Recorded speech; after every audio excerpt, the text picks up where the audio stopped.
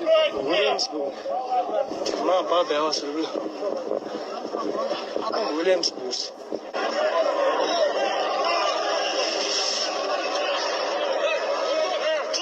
Транспорт, заебал!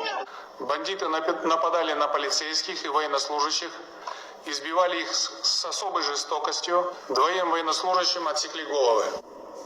Здравствуйте, дорогие соотечественники.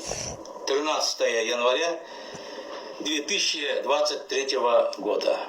Ровно год прошел с момента окончания активной фазы спецоперации российских спецслужб,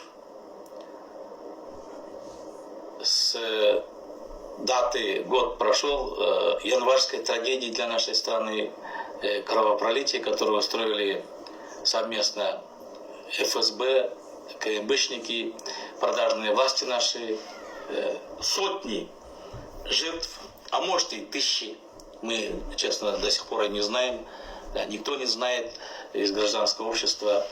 238 человек объявили, якобы ни фамилии конкретно не говорят, ни при каких обстоятельствах. Все скрытно. Скрывает кто? Скрывают сами убийцы. Вот эти власти наши, и покрывают своих хозяев. Ну вот, ровно год прошел. Почему 13 января я взял за точку отсчета, говорю, год?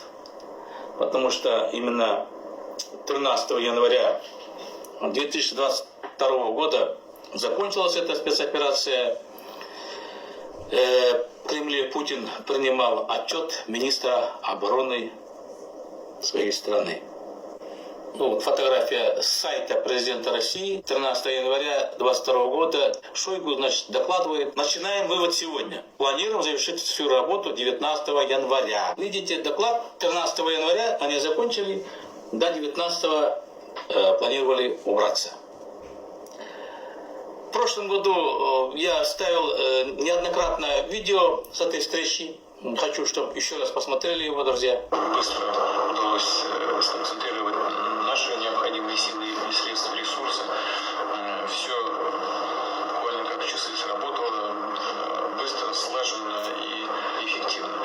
Я хочу поблагодарить вас, генеральный штаб, всех, кто руководил операцией, за эту работу и выразить надежду, что эта практика применения наших вооруженных сил будет дополнительно изучена, будут внесены коррективы, если они должны быть внесены в практическую работу. В целом, надо возвращаться домой. Я свою задачу выполнил. Ну, почему, друзья, я ставлю материалы по этому вопросу, важнейшему для нашей страны,